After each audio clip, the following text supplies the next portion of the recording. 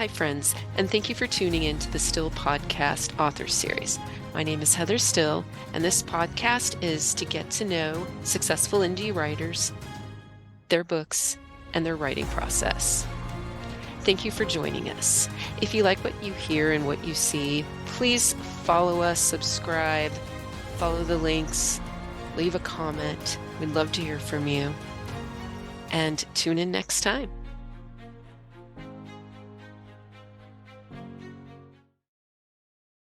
Hello, and thank you for tuning in to the Still Podcast Author Series. With me today is Reece Barden. Thanks so much for joining us, Reece. No problem. Thanks for having me on. Okay. And as I was telling you, a good friend of mine was a little surprised that she hadn't found you yet because you have 8 books published in like the past year and a half, correct? Yeah, 8 books. So, 7 full length and 1 kind of spin-off novella. But yeah, it's been a busy 18 months. Yeah. Wow. Well, congratulations. I know that's Thanks very much. successful just there. Yeah, feels like a marathon getting each one out. Yeah. Well, and I have to say, it's probably a good thing that we didn't do this podcast last week because I was only 37% through your book, Oh, The Alpha Savior, and now I'm completely done with it. So kind of it works out well that way. And and here's my challenge. I know I've got this podcast to learn about you as a writer, but now I'm like suddenly I'm like engrossed in your world for readers. And I'm like, which do I ask first? Yeah. Yeah. No spoilers. Don't ask me because I'm the worst secret keeper in the world. Fair Like enough. it's a running joke in my family. I will ruin any surprise party that you tell me about. So they just tell me, don't tell me what's going on. Yeah. So don't ask me any questions because I'll probably spill something that I'm not supposed to talk about. Fair enough. I'll ask careful questions then. So first off, can you tell me a little bit about you, Reece, the writer, Reece, the author? Okay. So as you mentioned there, I've only published my first book about 18 months ago. So I don't have any kind of a writing background. I wasn't working in journalism or editing or, I don't have any kind of education, creative writing course background or anything like that. But I am a huge reader, always read lots and lots and lots of books. And I think when I was having kids, I read a lot of romance books because previous to that, I was probably a big crime mystery reader. Lots of Joan Nesbo, Patricia Cornwell, all those kind of books. But I think I just started to read a bit more lighthearted kind of type books when I was on maternity leave that I could pick up and put down, and no big complicated plot twists that if I didn't, stick with the book for the whole week that I would be completely lost when I went back to it. And I just really fell in love with romance books. And then I had always said that I would write a book. And then when lockdown happened, I was on maternity leave during lockdown and couldn't leave the house. And so whenever I had a couple of free hours, I would start writing.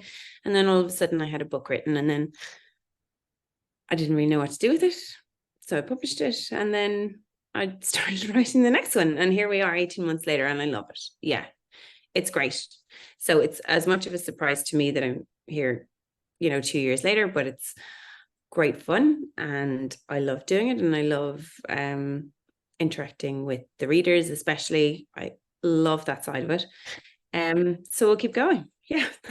Okay, that's amazing. So as I said, I finished your first book. I'm pretty sure the first one you published, The Alpha Savior. Yes. And what shocked me, there's several things, but one of the things that really shocked me was you introduced, I don't think this is a spoiler, you introduced Blake Steele, who's in your spin-off, the Steele series. He's introduced in the first book. And so I was just like, wait a second, you've got 8. Were you always planning on doing the spin-off when you introduced him in the first book? I wasn't. He Okay. probably was going to be later on in the series. So I kind of had him, I knew instantly that readers loved him. The amount Yes. of messages I got, you know, wanted to know what happened to him, guessing who his mate was going to be. And I had initially thought that I would put him into one of the later books, Okay. that he'd be the main character there. But it didn't really make sense because he was from a different pack. So I think it was after book 2, maybe even 3. And I just kind of went, this isn't going to work, because how am I going to weave him in anyway? So I decided to do it as a spin-off series. And yeah, so there's going to be 3 books. So I'm working on the 3rd book in that series at the moment. Awesome. And that's all I'm planning on that for the Okay. moment. But that could change. But yeah. Well, what's really Yeah. he's a great character. Yeah. And when I finished the first book, I'm really conflicted. Do I go to the second book and read about Marcus and Layla's story, or do Yeah. I follow and start with Blake Steele's first book, The Chase? The Chase? Yeah. The chase. Yeah. Right? Yeah. I mean, that's how strong that character was. So, all your Yeah. fans and I were not wrong. But I think that's where one of your strengths, your writing strengths really is in writing really strong secondary characters. Yes. I think that is what has worked particularly well in that series. The read through on it and the kind of crossover into Steele's series is strong, like really strong. Good. And I think that's what it is. There's, without giving too much away about what the pairings are going to be in the next book. I mean, some of them are obvious, but it's about making that next character interesting enough that as soon as readers get to the end of the book, they're like, yeah, I have to go on. I want to know what happens to these guys. So they keep reading. So that has worked really well. And I think it's one of those things as well with paranormal romance. You can actually write those quite extreme characters as well, make them really interesting. So I love that. Like, even there, I've just put up the pre-order for the 6th book in the Grey Ridge series. The 5th book isn't even out, but everybody wants that guy. Okay. So they're already, like, the 5th book hasn't even hit and they're already pre-ordering the 6th Is book. that Ethan's story?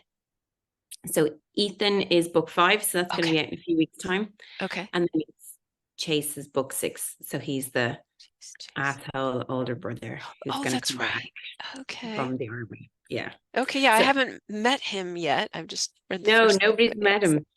And yeah, just because he's okay. been built up to be such, sorry for my language, but such an ass, that everybody's like, oh my God, we have to meet him. So funny. Yeah. But yeah. So like you said, yeah, it's the side characters, it's the whole family, how they all interact together, and people just love that. I think they love crazy families. And it's 2 families. You've got the Shifter family, yes, right? And then you have the pack. So you have the pack, and then you have, and I'm blanking on her name. Oh my gosh, the other family, Chase's family, Haley's family. Yeah, exactly. Yeah, that's true. So it's 2 families that you're following. Yeah. Yeah, and so when I was telling my friend about who is into the paranormal shifter romance, and I was telling her about how they're all interrelated and everything, she got really excited. She's like, I love that. So for someone without the writing background and just being a reading fan, I think you do incredibly well. Yeah, it seems to that book, I think Steele in particular, just people love. Yeah.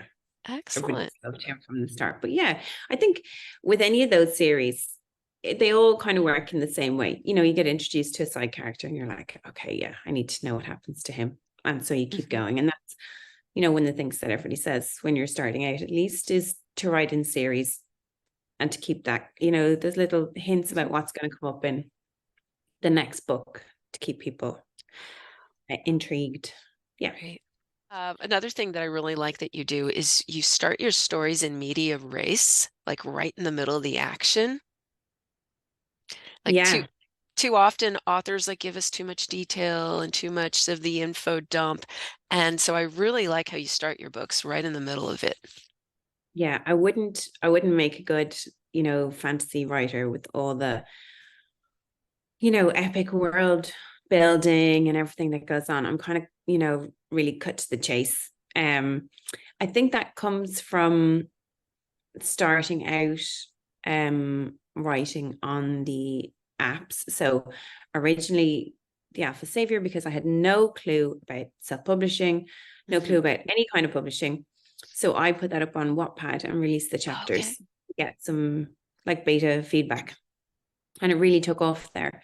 So I started writing the rest of the books then on Radish. And as you post the chapters, you get instant feedback. Okay. But you also will go nowhere if you're putting up chapters that are fillers or where there's no hook to go on to the next chapter. So like if you put up a really boring chapter that's obviously just there, to get another chapter read or whatever, it's just filler. You're just going to lose followers. They're not going to wait around for another few days for the next chapter. So it has to be interesting and it has to capture people's attention from the beginning. Kind of TV focused, that every chapter nearly has to end in a little bit of a cliffhanger or a little bit of something to keep you going, like your favorite TV show would, if they want to keep you coming back to watch more. Right. The whole page turner. And I saw that I was not original calling your story a real page turner. I saw some of your reviews saying it was a page turner, and I'm like, man, I thought I was original there. But I mean, that's great for you. That's what you want. You want your readers to keep turning those pages. Yeah, absolutely. I mean, I think it does. Yeah, I think that's what I'd be trying to do. I'm probably conscious of that, again, coming from writing on the apps, where it's like you have to keep people interested, and they'd be very quick to call you out if you have a whole chapter of just like, describing the world, but there's no action, no interest in that. Like it needs to be entertaining. Each chapter needs to have something that moves the story along, which I think is good advice anyway. But when you're writing chapter by chapter and you're getting that instant feedback, immediately if somebody goes, oh, that was a bit boring. You're like, okay, all right, thanks. But you get that instant feedback that you're like, okay, I need to amp things up or move things along here. Yeah. So it's a good way. You're like a critique group, Yeah. Well, and that's one of the hardest things as a writer is having other people read your writing and then give you the feedback and having to listen to that critical feedback, that negative stuff. So doing something like Wattpad or Radish, I mean, that really gets you past that quickly. It does. Yeah. Like I have a subscription as well. And, they're very quick to be like, gotta hate this guy. Like, so you instantly know, okay, I need to dial it down, or I need to explain why he's being the way he is, because you instantly get that reaction, as they're reading it. So what's going through their mind. So it's great in some ways, it's kind of tough in another way, but like better to get it while you're writing the book than when you publish it and that's in your reviews. That's my way of thinking about it. And then, because then when I go back to do my final draft, I can incorporate anything that is, obviously needs tweaking based on the feedback that I've gotten. So I find it really useful that way. But I know for some people it's their worst nightmare, because it could be disheartening, if you really take that very personally as you're writing, if it's really like your baby and somebody's giving you negative feedback. But I prefer to get that before I press that release button. Yeah. Right. Excellent. And then, I mean, I'm shocked to hear that you just started writing your story during the pandemic. So about how long does it take you from the beginning of just starting to write your story until you publish it? Oh gosh. So I would say it probably takes me 2 to 3 months to write it at the moment, and then editing, whatever. But probably 2 to 3 months on each story. Depending. But I normally do have two on the go. So that's probably like the main story that I'd be working on. And then as I'm doing that, I'm probably chipping away at another story. Okay. And I might have 30,000 words done on that by the time I'm finished. So I kind of already had a head start on the next, if that makes sense. So I think they I put overlap. the overlap, exactly. Okay. Yeah. So I think, how many books did I put out? I put out 5 this year.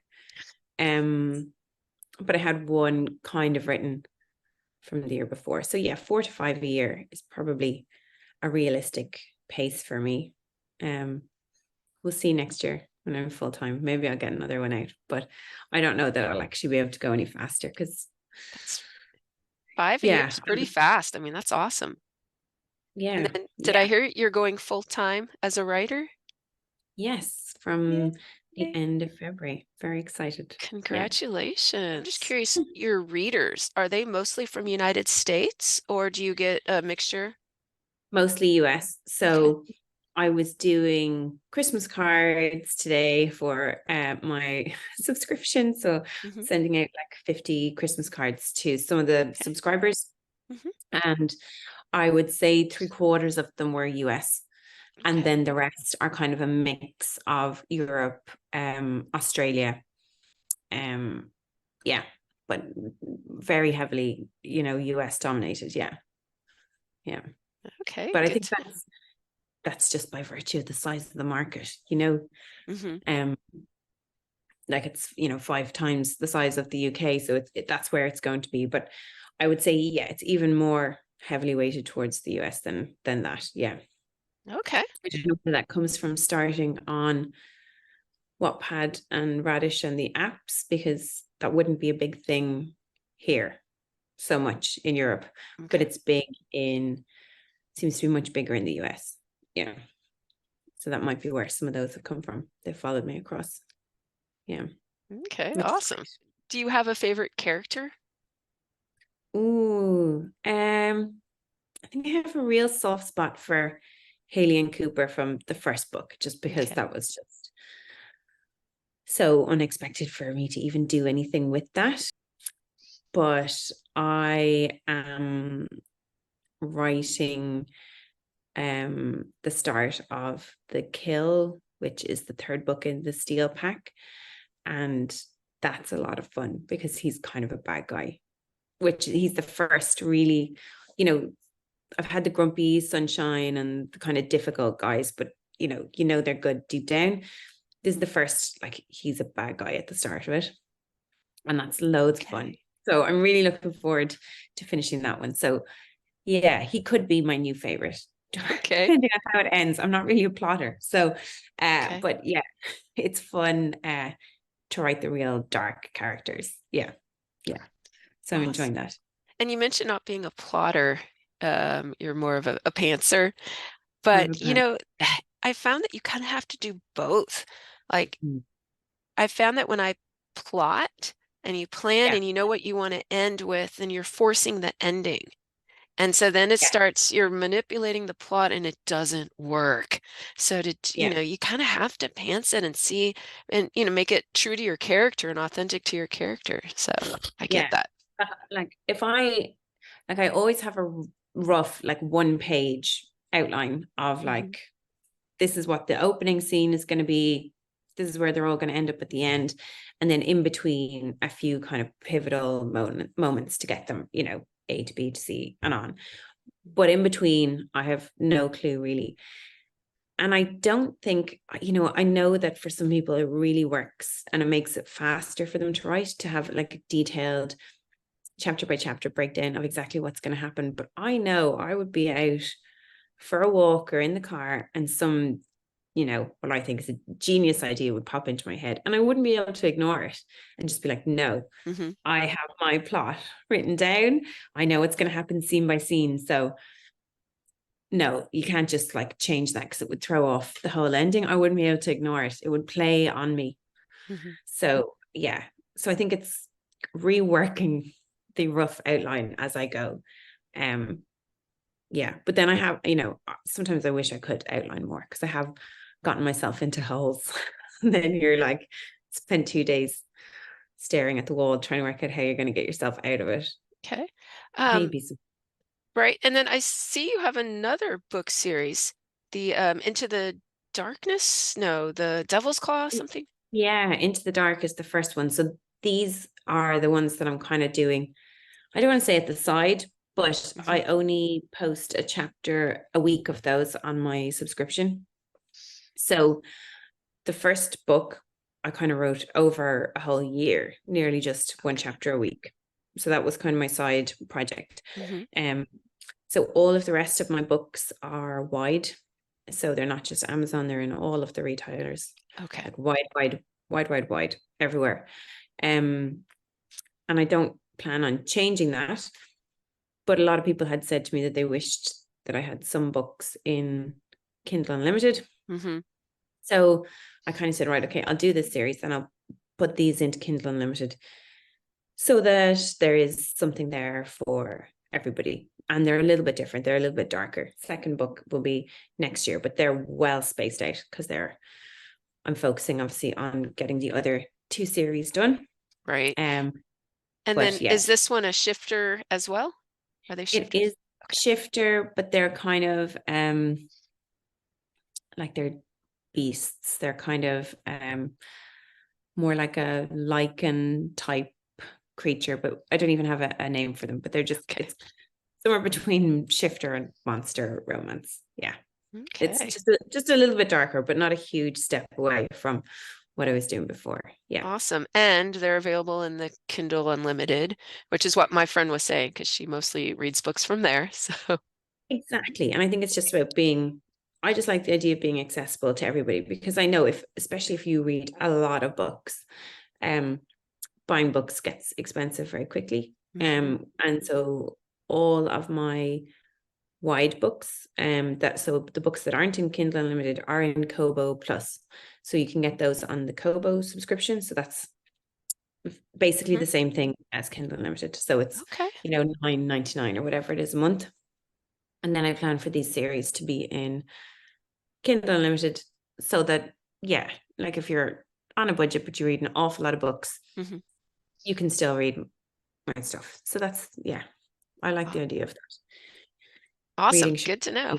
So I read your first book, and the sex scenes are you told me there was going to be a bunch and they're lengthy, and so I was just curious, are they like that for all of the books? All the books are steamy, but they're not all as steamy as that one. That's pretty spicy. I would say this one actually that I'm writing is probably the least. So they kind of just vary, and I've purposely changed them around so that in some of them it's a slow burn. In others, they're like with each other right at the start, but then maybe they go their separate ways, and then they reunite at the end. So they're all slightly different. I think the Alpha Savior, because they're together pretty much from the start. There's a lot. but they are all pretty steamy, to be fair. Yeah. Okay. Yeah. Well, my mother does not read them. Yeah. Yeah, I'm probably not your target market because I don't read those. I don't even read romance in general. You don't? Oh gosh, and you had to read it. So no, it's fine. I loved it. Like I said, I loved your secondary characters. I loved the story. I thought I don't want to get into spoilers, but the middle section I really thought was the climax. Like I loved when all 3 of the 2 brothers and Ethan were in their wolf thing and they were rising to the challenge, and I loved it. So what I was going to say is, even though I'm not a fan of reading the sex scenes and the dirty, I skipped through it. And I really enjoyed it enough that I'm like, what book am I reading next? So I think that is something for you as a storyteller. I mean, a lot of your readers are probably in it for the sex scenes, and I wasn't, and I loved it. So yeah. I mean, I do. Like I love the steamy books. I do, and there is definitely reader expectation. I mean, if you put out a book with no spice in it, like you'd be just slaughtered. So but I mean, I think I do like the idea of at some point writing like a young adult shifter story with no steam in it. Mm-hmm. But I'm really enjoying these series and the characters, so I'll be doing that for a Yes. while. But yeah, the steam is not for everybody. But I suppose they're not erotica, so there is Mm-hmm. enough of a story that if it's not your thing, you can just skip past it. Skip past it. Yeah, Yeah, fortunately, I think steam is for most people. I mean, certainly my friend I was talking with, and there's, I'm just, I'm just different. But I think a part of it is, I am a young adult writer, and so I read mostly yeah, young adult, and so I think that's it. That's said right there. Um, yeah.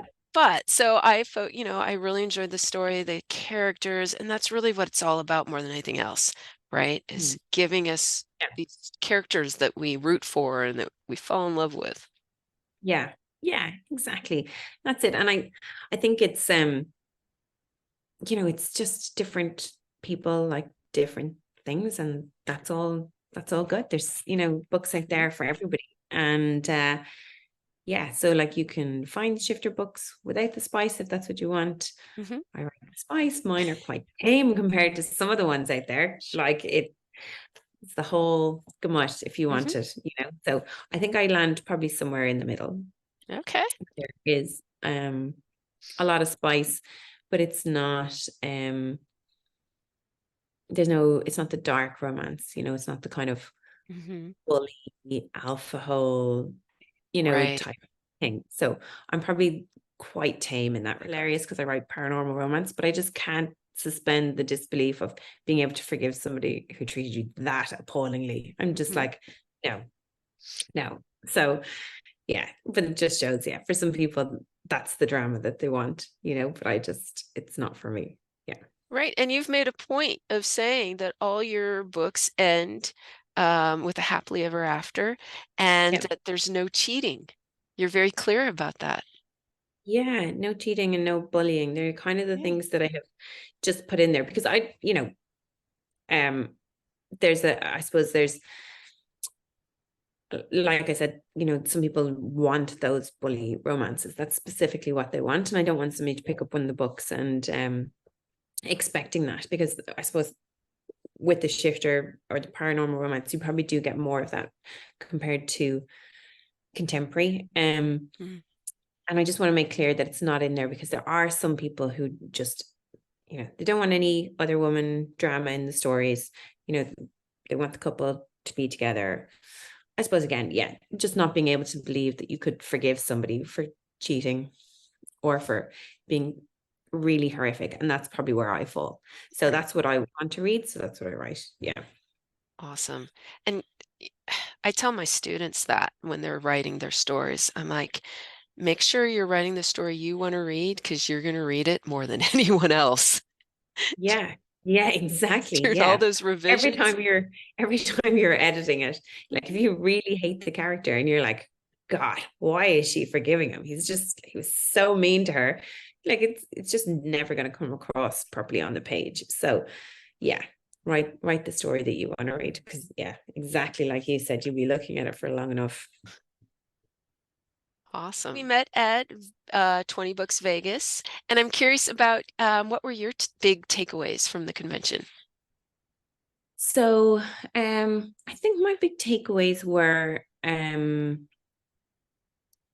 mean, everybody was very focused on direct, sales. So Mhm. setting up your own Shopify site, or, even if you're smaller, Etsy, some kind of mechanism of being able to sell direct to your customers. I feel like with the subscription, that's kind of my way of doing that. Like, I love that. I think I'm pushing about 300 paid subscribers between the Patreon that I'm in the process of winding down and my Ream subscription. Mhm. So that's kind of my direct sales model for the moment, because I'm not in the US. Any shipping to the US makes direct sales for me Right. really expensive. And I'm not at the size yet where um it kind of makes sense to do it through somebody else, or so that's probably on the long finger for me. TikTok, obviously, not really on TikTok. I probably should get going with that. Um, But those were probably, the key things that everybody was talking about. But I think for me, I probably just need to focus on getting more books out there, kind of the series 2.0, working at what I'm going to do after these, because I only have one book left in each of those series, what I'm going to do next, and just kind of building those relationships, deepening those connections with the readers rather than doing anything too super fancy, because I'm probably not just at that stage yet.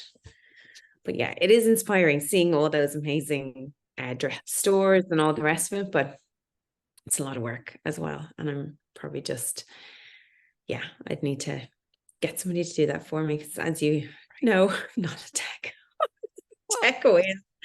I don't know if I'd be able to cope with that. So yeah, I'd probably need to get somebody to help me with all that stuff. Yeah. What about you? What were your favorite bits?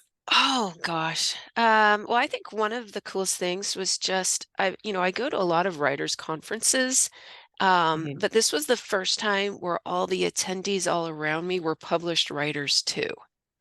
Okay. So, right. I mean, you've published 8 books. Christie's published 46 books. Just most of the writers I met have published books. And so they had a lot more experience. And so I was able to learn not just from the presenters, but from everyone seated around me too.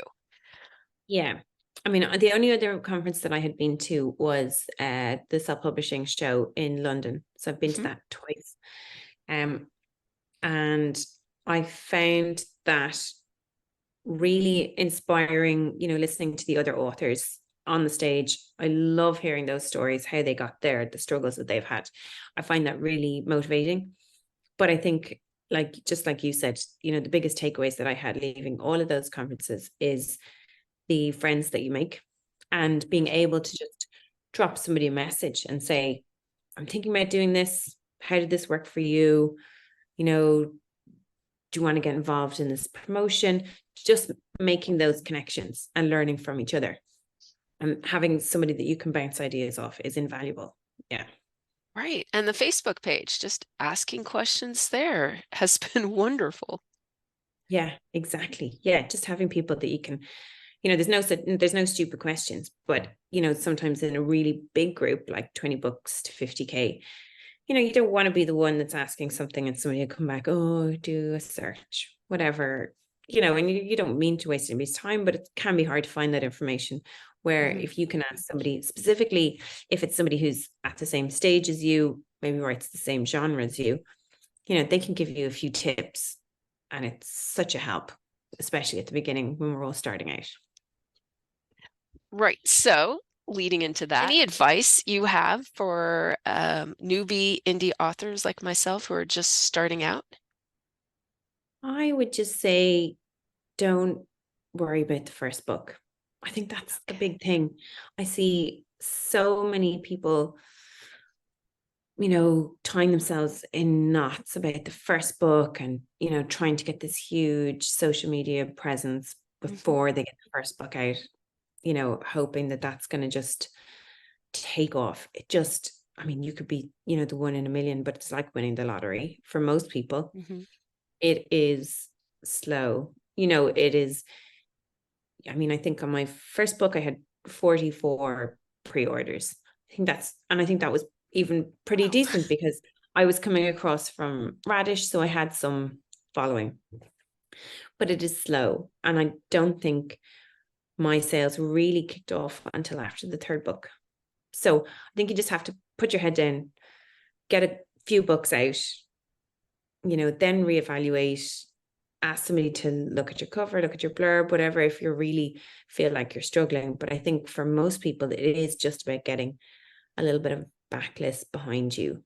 And then I would say, link the books, use your back matter properly. Make sure you've got a newsletter going so that you're capturing those reader Mhm. emails, all those kind of foundational things that maybe you don't really want to spend the money on setting up right now, but it's definitely worth it.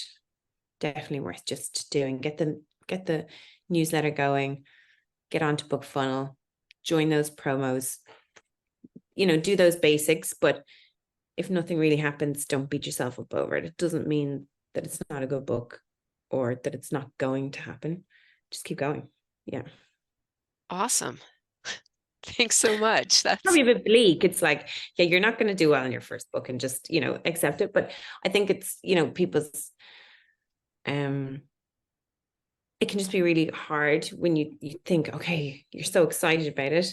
But the reality is that, there's so many books and there's so many writers, and however the algorithms work, Amazon kind of wants to see a track history of sales before they'll push you to the top of the list. And so it's slow going. Yeah. okay. Well, thank you. I know that's certainly advice I need to hear. I have about 6 or 7 manuscripts that I just haven't finished. I get into the revision cycle. Yeah. And I never finish because I want to make it perfect. Yeah. I think I'm a bit more done is better than perfect. You want it done really well, but there comes a point where, you're just moving commas around, or you're, changing how you phrase something, and, spending another month on it maybe improves it by like 0.2%. Is it going to move the dial? You're better off just getting it out there. But I would also procrastinate, and the longer I have on something, the more time I'll spend on it. So the pre-orders work for me in that I have a deadline. I have a deadline with my editor. I have to meet that. So it kind of stops you fiddling with it and doubting yourself and going back and changing things. And yeah, so that works for me. Other people, hate the idea of the pre-orders, but it works really well for me because it forces me to finish it. Where otherwise I probably would just keep going back and moving bits from here and there and changing dialogue, and just kind of fiddling around with it when you're not Awesome. really adding any value. Right. I don't know. No, I love the way you look at it. That's great. Because when you look at it, that 13th revision, are you really changing all that much? And sometimes you're actually taking out your style, if that makes sense. I don't know who, somebody was saying, I don't know whether it was Mark Dawson. I listened to a lot of their podcasts. He was saying that at that point you're making it so perfect and so polished that there's no character in it, or your voice is kind of gone. Where sometimes, the funny way that you might say things, like that's what your readers love. Or if you've gone over it like 100 times and put it through 10 beta readers and all these ARC teams, and you accept all of their suggestions, it's not even, there's kind of, not that there's no soul to it, that sounds a bit much, but you know what I mean, that you've made it so perfect that it's kind of soulless or something. I don't know. Right. Or at least less your story when you're That's your story. Exactly. Okay. Yeah. Too many chefs and all that. Yeah. Well, thank you so much. Is there anything else you wanted to cover? No, not really. No, it was so nice to meet you at 20 Books. Best of luck with the podcast. It's a great idea. You. And let me know if you read book 2, what you think. Oh, I definitely will read book 2. It's just a question of when and what order. Yes. No, and thank you so much for coming on my podcast. And when you publish, I want to know. Let me know when your first book is out. Oh, yes, definitely. I'm hoping for March. We'll see. Exciting.